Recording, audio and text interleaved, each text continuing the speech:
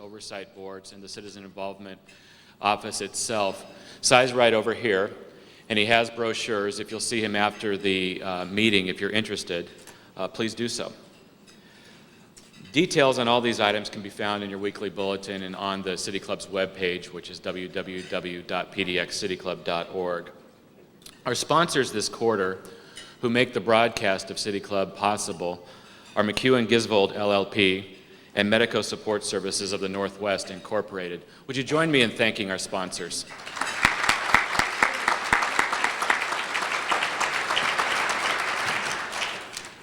Well, to our program today, we welcome Charlie Chin, a master storyteller who has cultivated the stories and legends of America's urban Chinatowns.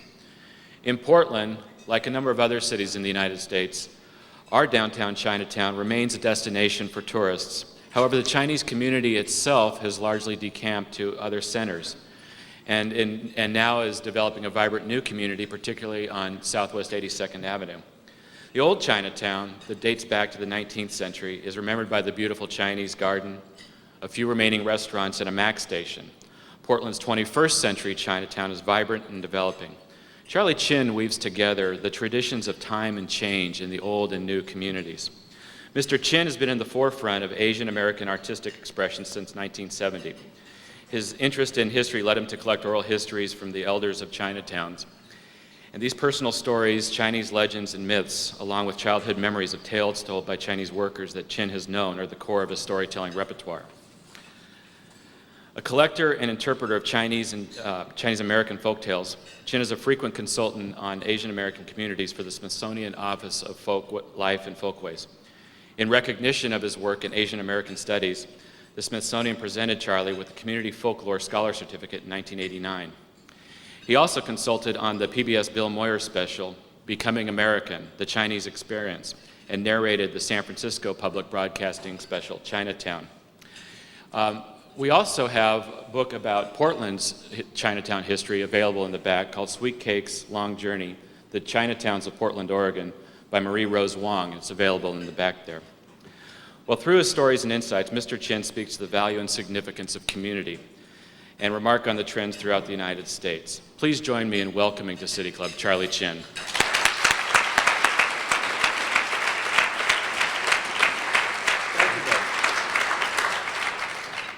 Thank you, Doug. Thank you very much. Good afternoon. I'd like to thank the City Club of Portland for inviting me to speak this afternoon.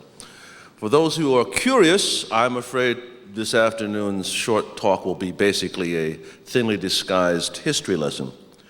Because in order to understand the topic at hand, which is, in this case, the title, Chinatown's Role in a Vibrant Community, we have to understand what is a Chinatown and why is a Chinatown. I hope in the next several minutes or so to be able to give you enough information so you will be able to analyze and come to conclusions about the phenomenon that you observe, for instance here in Portland, in terms of what is referred to as the old Chinatown and the new Chinatown. Let's begin at the beginning. In 1784, just a few years after the founding of the United States of America, the 13 colonies on the East Coast had an important mission, which took the form of sending a trade ship called the Empress of China to China itself, because having just cut off its international trade by severing its relationships with Great Britain, it needed desperately to establish itself as a nation which had trade with the important source of upscale goods in the world at that time, which happened to be China. The ships arrive and led to, amongst other things, the first name in Chinese for this new country, the United States of America. It was called, in Chinese, the Flower Flag Country, a name that's still used for some of its products.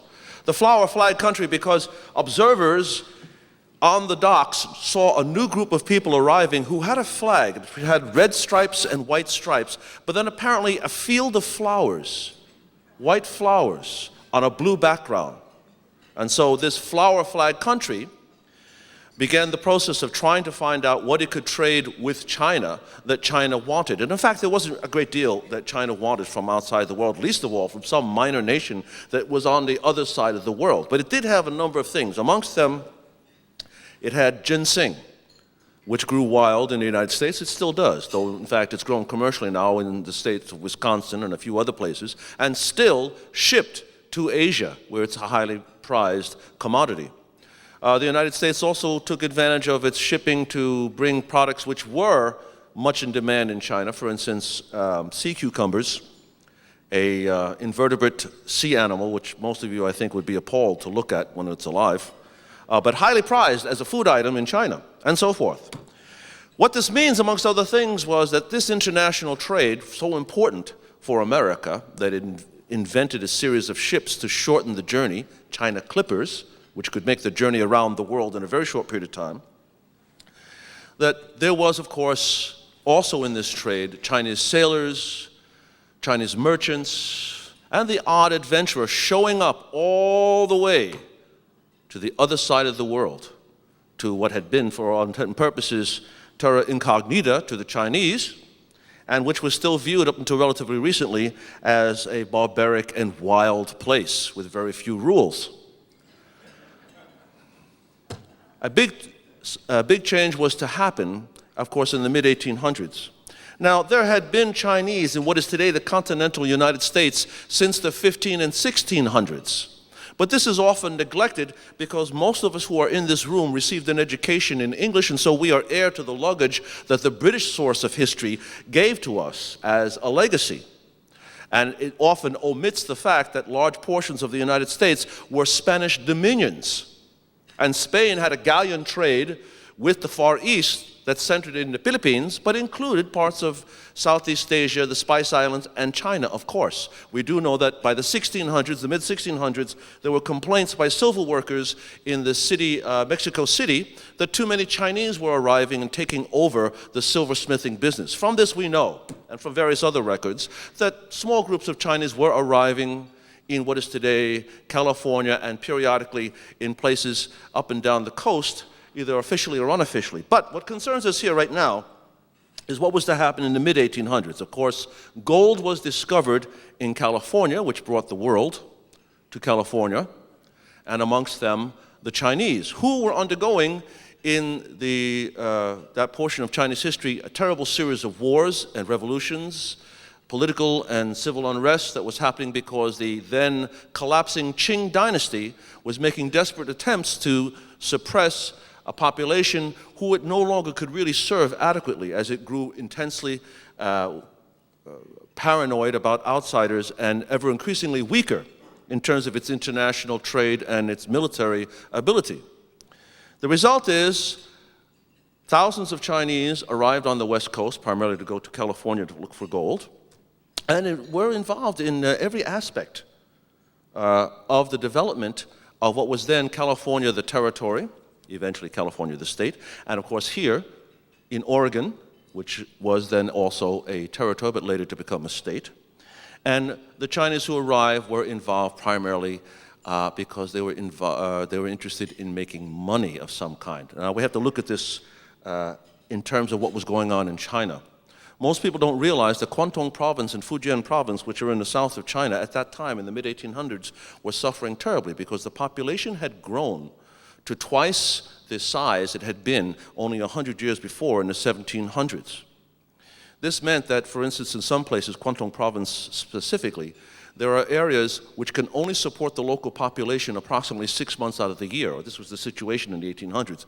This was to force thousands of farmers, thousands of small merchants out to look for other opportunities in other places. They arrived in the West Coast. They arrived on the East Coast as well.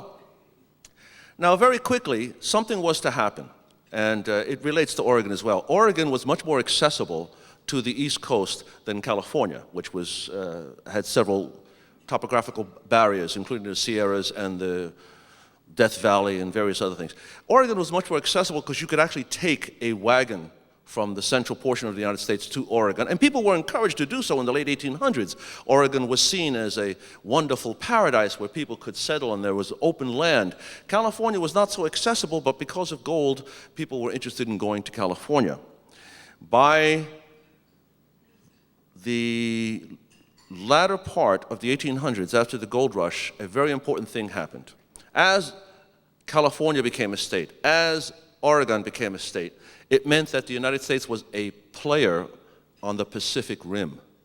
This is very, very important. It also meant that the United States was in an odd situation. It was developing on the East Coast, where there were states, and it was developing on the West Coast, where there were territories and states, but it was extremely difficult to get people and personnel and material from one coast to the other. It took approximately 166 days to go from the East Coast to the West Coast in the mid-1800s. Of course, the answer, as you know, was the building of a transcontinental railroad. I'm giving you high school history, of course. And what was to happen was that there weren't that many people on the West Coast to work, and so Chinese were imported to be the workers on the West Coast for this great venture. On the East Coast, there weren't a great deal of people interested either, but Ireland apparently was undergoing great economic stress at the time, and there were literally hundreds of thousands of Irish men arriving on the East Coast looking for work. The end result was that suddenly the two coasts were united, and it was possible to go from the West Coast or to the East Coast or back in approximately 11 to 12 days, which was practically overnight in the 1800s. When people began to arrive on the West Coast, one of the things that they noticed was that most entrance-level jobs were taken by ethnic Chinese who had arrived and then later dispersed after the gold rush and various other situations. They then started a great hue and cry that the development of the West Coast in general, California specifically, Oregon as well, depended on the building of a culture which would be part of the American culture, and Chinese, for whatever reasons, were not considered part of this, as they were seen as a serious threat, though in fact their numbers, while not small, in no way ever threatened the larger society. But by 1882, several different groups, Oregon amongst them, helped to lobby for the Chinese Exclusion Act, which meant that all immigration from China was to stop, with this exception of one small group, which was listed as tourists, ambassadors, and those persons necessary for international trade, and small merchants, which is, by the way, see sidebar, why many families in the West Coast who are of Chinese origin, who are in their fourth or fifth generation, were founded by merchants. They'll say, my great-grandfather had a store. Of course, he had to have had a store because the law would not have allowed him to stay here or to bring his wife over unless he was a merchant or a person necessary for international trade. Now, Chinese were listed as ineligible aliens indefinitely. Now, this meant that no matter how long you were here, you could become a resident, but you could never become a naturalized citizen. Now, how many people here in this room were born in the United States? How many people here in this room who were born in the United States are citizens of the United States? Do you know why? I won't leave you in suspense. In 1898, a Chinese laundryman named Wang Kim-ark argued all the way up to the Supreme Court that he had a son who was born here in the United States. His son was forbidden to become an American citizen because he was an ineligible alien. But Wang Kim argued he had no choice who his parents were going to be. So therefore, he should not be penalized for having parents that were ineligible aliens indefinitely. The Supreme Court agreed ultimately, and the rule of the law became that anybody who is born on or in the United States is automatically an American citizen no matter what the citizenship of their parents. The Chinese Exclusion Act basically kept these general rules until 1924, when they were made even more strict, and the families of merchants and various other groups were forbidden to enter except underneath the most stringent rules. Now, the original immigration, which had come from Guangdong and Fujian province, had consisted of people who were primarily rural, some who were small merchants, but essentially people who belonged to a province or two provinces in China which had their own dialect, which is separate and distinct from the main language, the main dialect of China, which is referred to often as Mandarin. With this cutting off of immigration, and also since laws at that time forbid Chinese, now to be fair, it forbid Chinese, but it also forbid pretty much everybody else from buying land or joining most occupations. The result was that Chinese, and some of you are of course old enough to remember before 1965, Chinese were forbidden by law, restricted by law, to live or to buy property any place else outside of those areas uncontested, and to enter most professions. Now, this was in the bylaws of most major professions. Something was to change in 1941, 1942. Again, some of you are old enough to remember that the United States suddenly became involved in World War II. This is because we were attacked, and a war which had actually been going on for a couple of years suddenly became very important. We had been in an isolationist posture before that.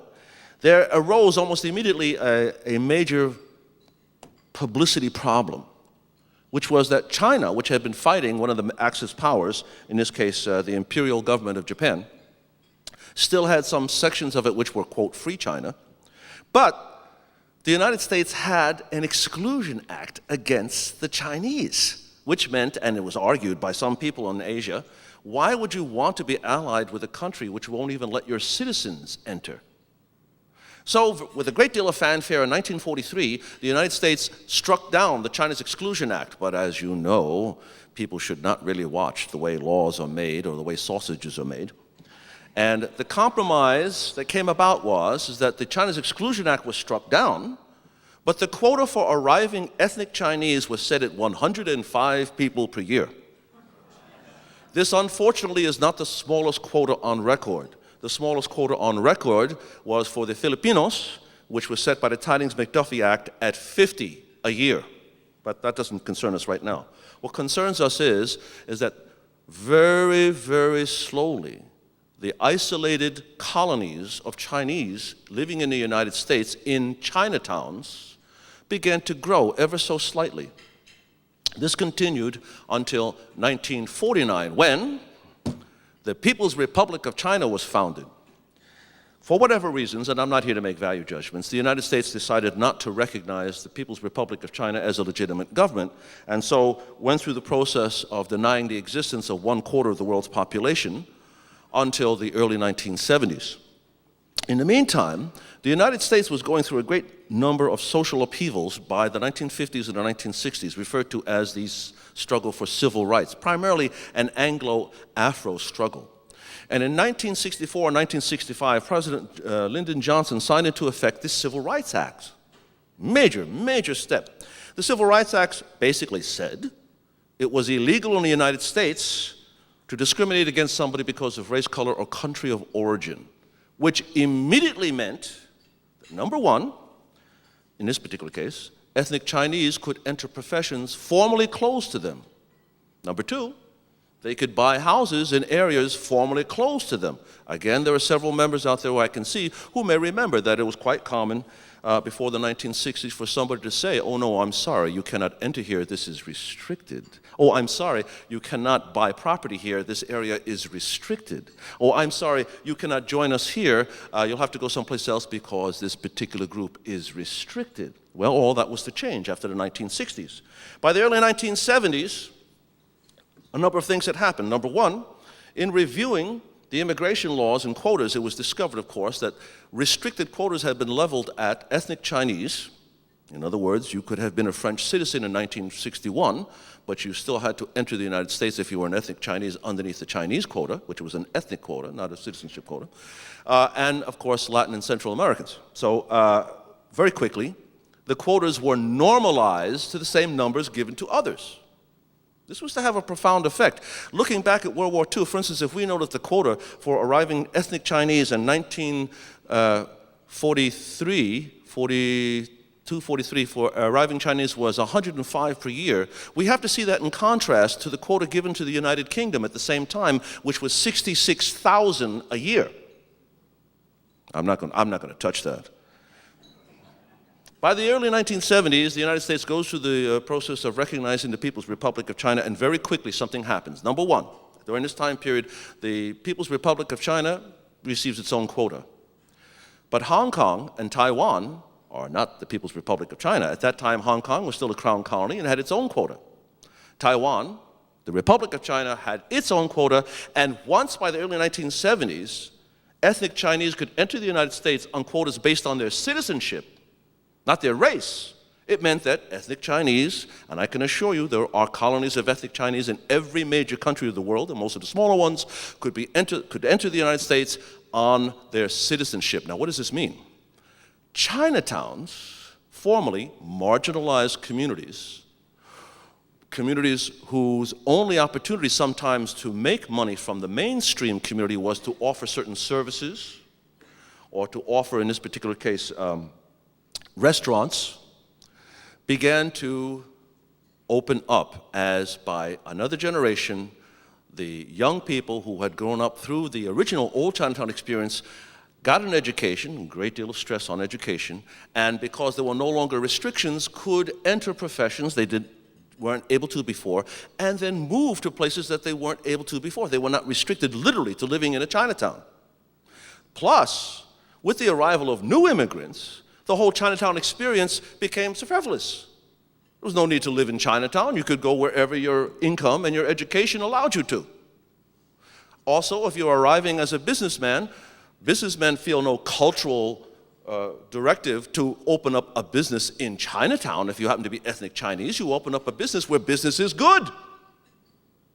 So one thing was to lead to another, i.e., old Chinatowns, having been communities that were stable, isolated, insulated in many cases, began to open up by the late 1960s and began to go through the process, which most of you I'm sure will recognize, where various people who had worked at occupations allowed to them began to make sure that their children would not follow suit. I can assure you, as the son of a Chinese laundryman, my father made it very clear to me he did not expect me to enter the family business. And I can assure you also that one of the things that makes Chinatown so delightful to many people, the fact that you can get wonderful food at very inexpensive prices, this of course is based simply on the fact that it's a labor-intensive style of work. You can get really cheap food because somebody's being paid very, very little money to do a lot of physical labor. The idea that restaurateurs enjoyed working 6 days a week, 12 hours a day, began to fall apart when the people began to realize from the outside that their own children, the restaurateurs' children, having received a decent education, were beginning to move on to other occupations. I should point out, by the way, see asterisk, that while Asians in this country represent less than 4% of the total population of the United States, they represent in excess of 20% of the students in all major institutions of learning. In some cases, almost 25 to 26%. So, in viewing Portland, let's take a quick look. There was, and had been for a long time, an old Chinatown, more than one actually. This had to do with the fact that basically arriving Chinese who came also with other people for the wonderful opportunities that exist in Oregon were pretty much relegated to certain places, certain streets, and pretty much prevented socially from entering other areas and other realms. But after the 1960s, and now especially by the 1980s, as more immigrants are arriving, the old Chinatown is not receiving new immigrants. Rather, the reverse. It's beginning to erode because families which have been there for generations now have reached a point where the senior members of the family are retiring. The younger members of the family are moving on and taking advantages of some of the things that make the United States so wonderful and such a final destination, a target destination for so many people.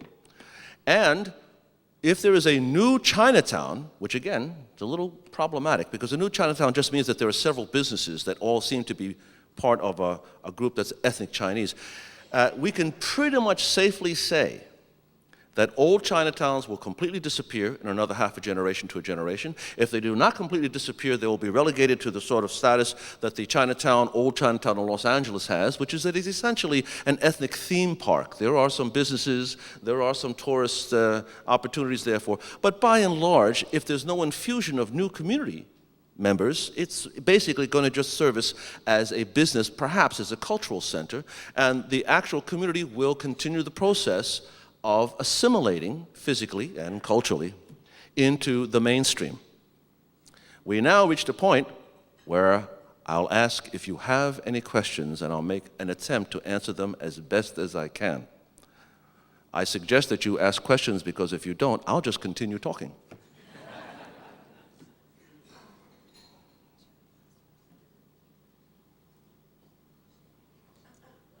That's it.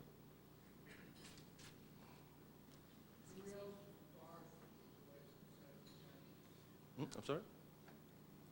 Someone speaking? Said who else was barred from the United States besides the Chinese? The question is who else was barred from the United States besides the Chinese? To be exact, the Chinese were barred because the law actually said all members of the Mongolian race.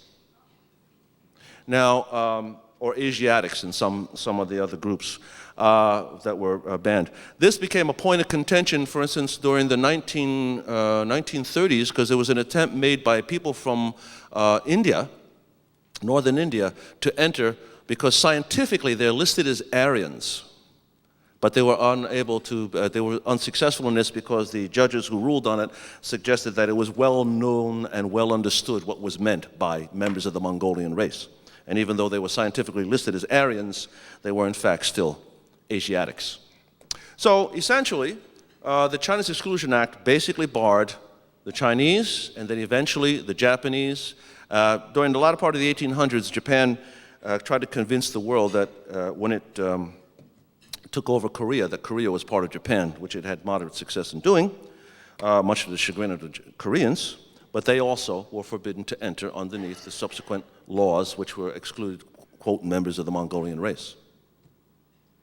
I should point out that this is a very important issue on a certain level. It's not merely trivia. It allowed the United States to present itself with a paradigm that was essentially an Anglo-Afro paradigm. We know this because in the last 25 years, it's had to make an uneasy elastic move to accept the fact that there is more than just an Anglo-Afro paradigm in the United States. There was another question. Yes, ma'am. How many degrees did I have to get before I got where I am now? Well, I'm assuming you mean degrees in terms of university or college diplomas, etc. None, really. No, I have a high school education, which makes me really remarkable amongst Asian Americans in my generation. But I opted to become an artist, much to the horror of my parents, I can assure you. And the bulk of the information that I have came through a process which equates me with being a migrant worker. I'm told by various people in the disciplines that I participate in that I'm outstanding in the field.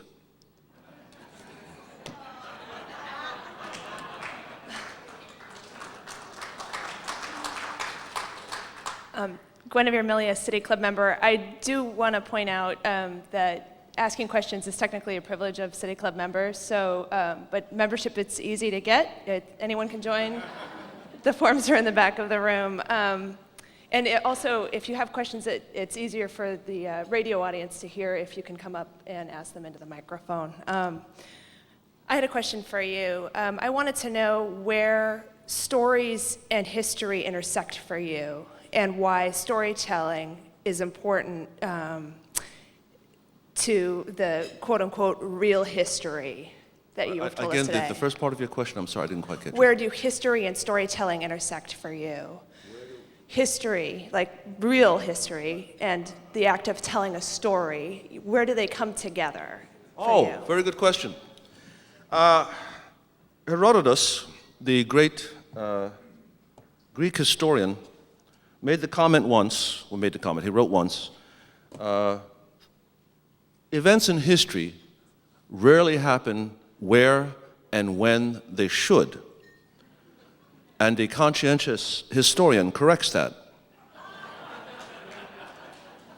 The reason why stories and history have this very important relationship is because, number one, the story of history is usually written from a perspective which cannot divorce itself from its interests. The perceived is not perceived objectively. It's never perceived objectively. It's perceived from the perspective of the person who's observing. So, as the poet once commented, the world is not made up of atoms. The world is made up of stories. Stories are a key and important way to understand what history means to us. The history of the United States differs depending on who's telling it. The history of your own life, the history of your parents' life, the history of your family differs depending on who's telling it. So how do stories affect history? How do history and stories relate to each other? They're tightly entwined. This is what we do know. Your story, if you wish, of history is different today than it was 10 years ago, and most surely will be different 10 years from now. What you know about history changes as information becomes available to you, and you put together a story in your mind of what actually has happened. So, in short, the stories are history, and history is a form of storytelling. Yes, sir. I'm Paul Milius, the father of this lady here, and the giver of her initial gift of City Club membership, and I would urge you all to do the same. How do you see the second, third generation Chinese, the newly arriving Chinese who are coming from Taiwan and the mainland, acting to preserve and their own Chinese culture? We talk about assimilation, and it's certainly happening, but we also have groups here in our Chinatown and elsewhere that are working to preserve Chinese culture. Do you see that as a positive movement and something that will continue to protect or ensure a Chinese identity in this polyglot society? Good question, and one that's much debated within the community itself. The problem is simply this. No matter what group it is, no matter what group you belong to, if you are, for instance, a member of a particular cultural or ethnic minority in the United States, the complaint always is that it's only a handful of people within the community who are concerned about maintaining the culture, about maintaining its own language. Usually the greater portion of the community is gleefully trying to assimilate as quickly as possible and to drop whatever, frequently by second, third generation, is seen as a connection to something that's foreign, to something that is un-American. Though I have to confess, I'm not quite sure what being an American means. I suppose it means that nationally our dance is the hokey pokey. But this is something that's out of my hands. It's only really a matter for people to comment and speculate about, because the process is going on constantly. Incidentally, one of the stereotypes about Asians in this country is that they are masters at science and mathematics, and they are disproportionately more intelligent, apparently because of their emphasis on education. Well, we know this is what we do know, is that there's no group that's inherently more intelligent than another. So obviously, if there's any success in business or in scholastic or academic studies amongst Asians, it has to be a cultural component that's causing this to happen. We do know amongst those groups which have been here for 2, 3, or 4 generations, academic scores and economic success has a tendency to erode with each generation. So by the time you hit 4th generation, test scores are indistinguishable from other groups. And participation in I'm not going to touch that. All right. Yes, sir. John Hart, City Club member. If I could divert you to Portland history a bit, my understanding is that there was a very strong Chinese community in the turn of the century in Goose Hollow. Can you elaborate on that at all? I'm sorry, you'll have to say it again slowly. For some reason, I can't hear, even though you're standing right there, what you're saying. So, do you know the history of Goose Hollow? Goose Hollow? Oh. In Portland. No, I'm sorry, I don't. The neighborhood of... Oh, Goose Hollow. No, I'm sorry, I don't. That's... You have me at a disadvantage. Yes, ma'am. Pat Rumor, City Club member, and I'm an active part of the Arts, Culture, and History Committee of the Old Town Chinatown Neighborhood Association, and we're here today. And we are engaged, along with the City of Portland, in terms of revitalization of the historic neighborhoods, including Chinatown. And I guess my question really is, given the fact of the kind of challenging picture you've painted of, with LA being perhaps the extreme of having become an ethnic theme park, what kinds of advice from looking at other cities would you offer to a neighborhood that's really desires to revitalize and to use arts, culture, and history as a critical factor for bringing people into the neighborhood? And to that extent, I urge you before you leave to pick up our brochure that will be on the back.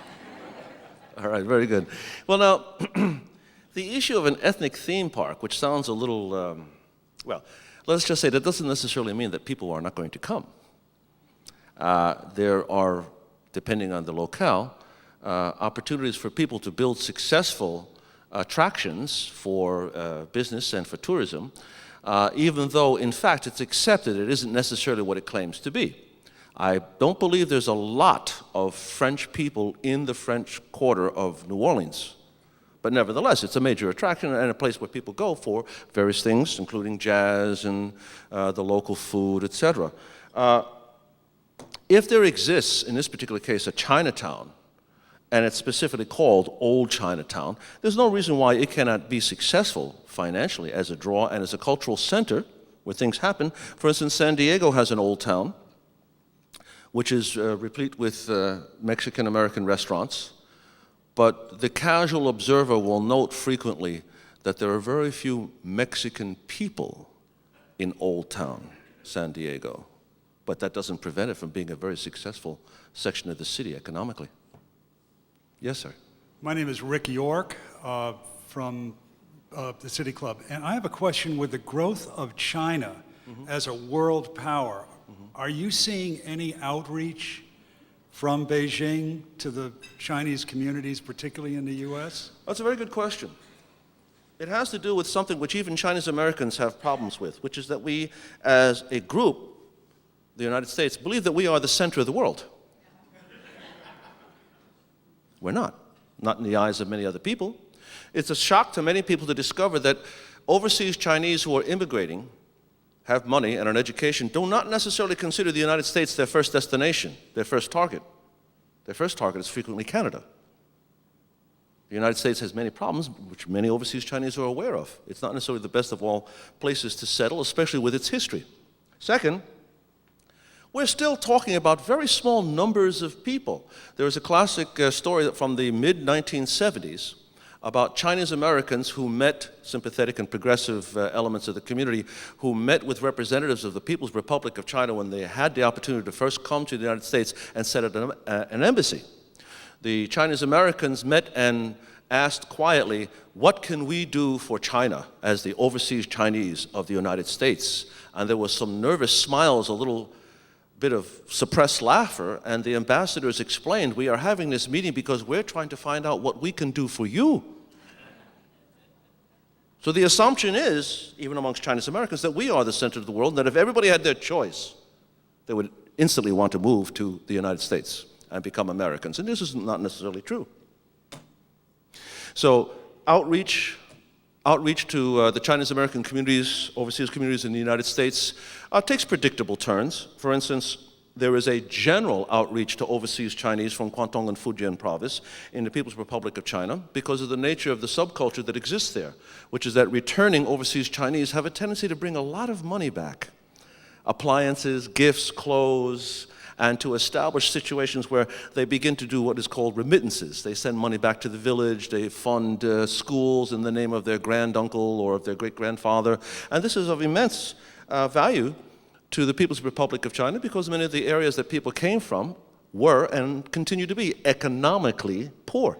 And so this sizable amount of revenue that comes back from overseas Chinese is welcome, but certainly it is not on the front burner of the People's Republic of China.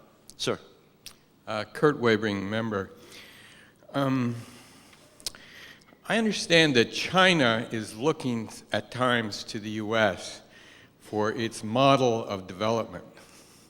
And when I think that means 2 cars and an automobile-oriented infrastructure, and I look at global warming, it makes me cringe.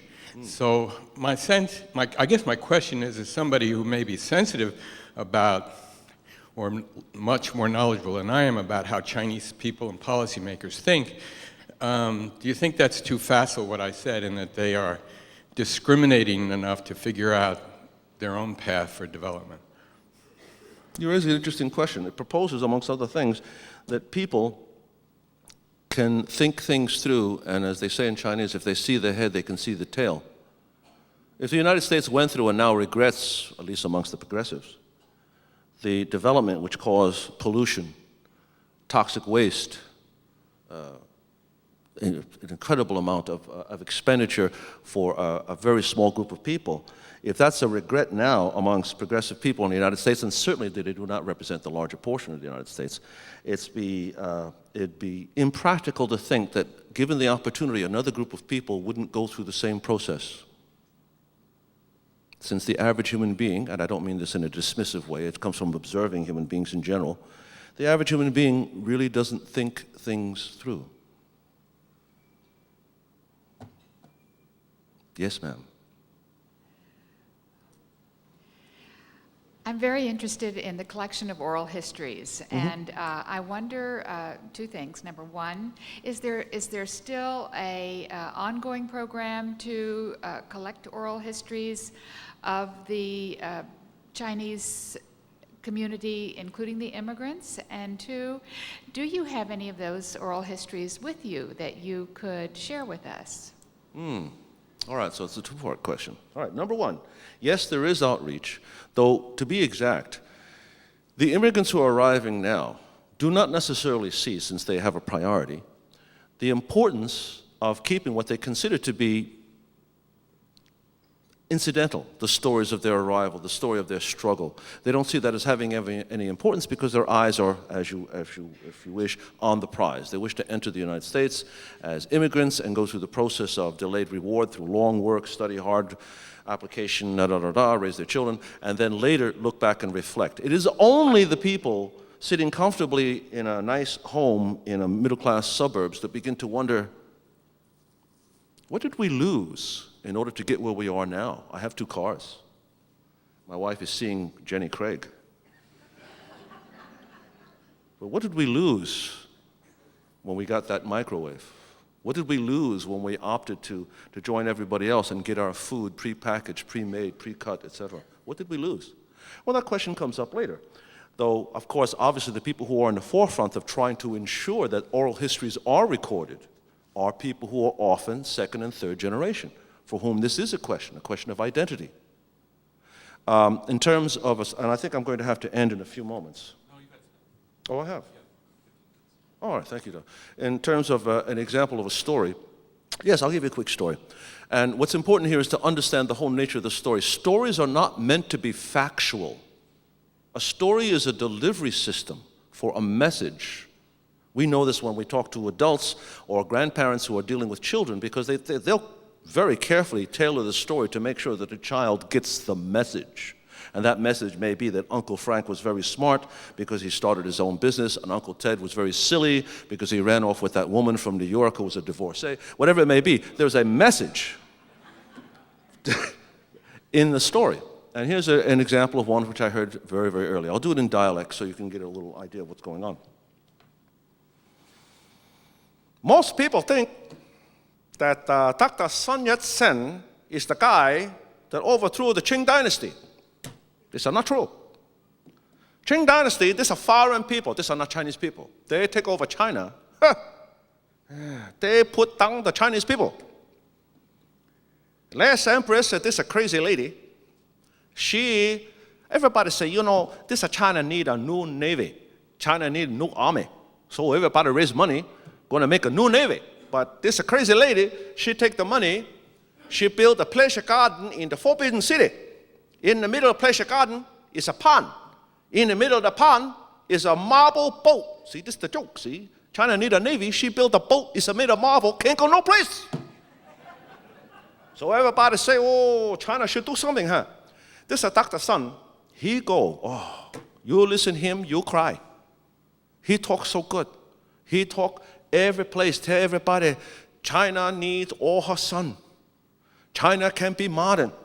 China need to take her place in modern where everybody. So people, of course, give him a lot of money. So he's talking one day, this is in Chicago. He's talking and everybody, yeah, this is so good. And then he leaving, so this is a little Chinese laundryman. I think the last name is Chu. He come to Dr. Sun and said, Dr. Sun, I so like your speaking. He said, thank you very much. He said, this is for you. So what's this? He said, this is a bag, paper bag, have all my life saving in here. Oh, I want you give this for modern China. He said, oh, you are a good son of China, a good son of the Yellow Emperor. Take this man's name, we're going to take this money. But the man said, no, wait, I have an idea. I want you to take this money, buy something they just make it now. This is called machine is a flying. They call flying machine. And why you want me to buy flying machine? This is my idea. We take flying machine, fly over Forbidden City, then drop a bomb, the Empress head. So, oh, that's a good idea. Okay, put down this money only to be used for flying machine, fly over Forbidden City, drop a bomb on Empress head. So this is Dr. Sun. He's a very good man, very honest man. He don't fool around. So this is what they're going to do. So they look around. This is early. This is not much flying machine. So everybody asks. They find out this is one for sale in California. But this is nobody can fly it. This is a very early day. So they say, well, have to send to China. They send by boat.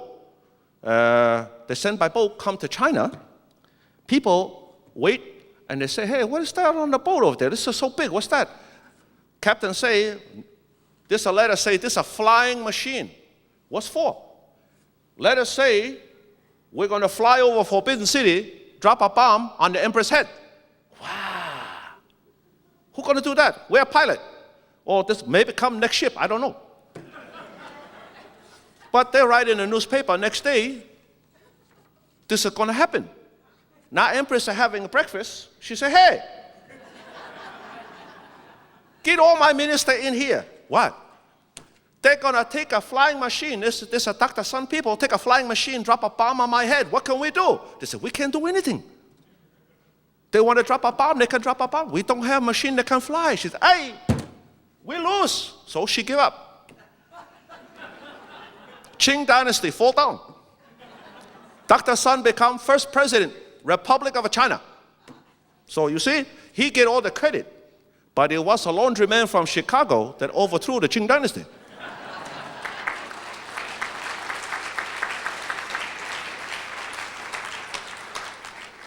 Now, when I heard this story, an explanation, I didn't think much about it as a child because it sounded so preposterous. But later I realized what it was a story told by the overseas Chinese of the United States, the laundry workers, the restaurant workers, to say, we participated in the overthrow of the Qing dynasty. It was the Chinese laundrymen. Oh, the famous people get all the credit, but the overseas Chinese did their part too. Diana Wood. I'm retired from the Foreign Service with service in China. And during my early service there in the 1980s, the collective wisdom of the Foreign Service heads of the political section was that Chinese are not political. And I intensely disagreed with that and was overruled. And I'm wondering where on the spectrum you would fall in your characterization of Chinese, either in China or overseas, in terms of political conviction and activity. Very good question. Number one, we have to take a look at the Chinese who are here. By and large, the Chinese of old Chinatown came to a country which had pretty much excluded them in the political process. And amongst other things, came from a country where the government was in fact the enemy. So one did not go to the government for anything unless there was especially big problem. And we have to remember that China has a tradition, amongst other things, known as the 9 generations punishment, where if somebody in a particular family did wrong, it stands to reason if somebody in a family becomes accomplished that the whole family gains face. It also stands to reason if somebody in the family does something wrong, the entire family is punished. Where a malefactor's family would be punished, where both grandparents were killed on both sides, both parents were killed, their parents' siblings, uncles and aunts were killed, their own siblings were killed, their children were killed, to take out root and branch any source of possible problem. So, of course, many people just avoided dealing with the government altogether, which meant that they had to fall back on their own systems and clan systems. But that's neither here nor there. One of the problems that came up in the 1970s with new immigration was a phenomenon which puzzled a lot of teachers. I know because I had to speak to them at length about it.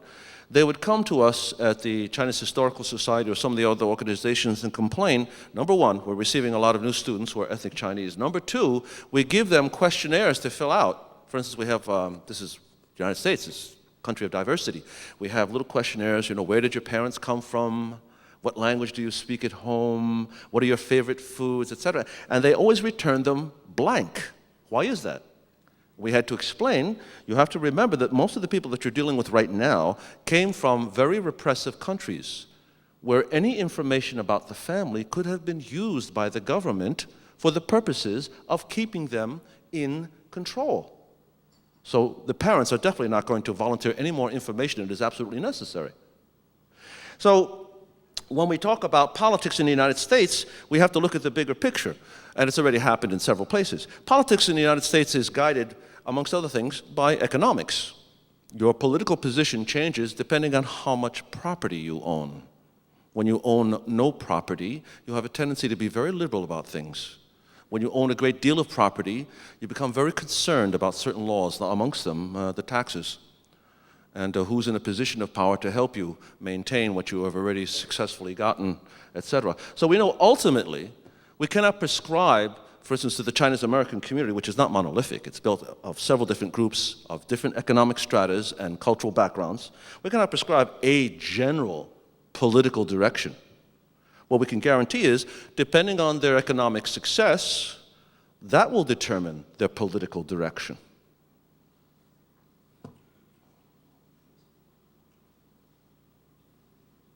See, everybody's thinking this over. What does this mean? All right. Is that it, Doug? That's fine. All right. I'd like to thank you very much for your attention and your patience. I'd like to thank the City Club of Portland for this opportunity to speak this afternoon. Thank you.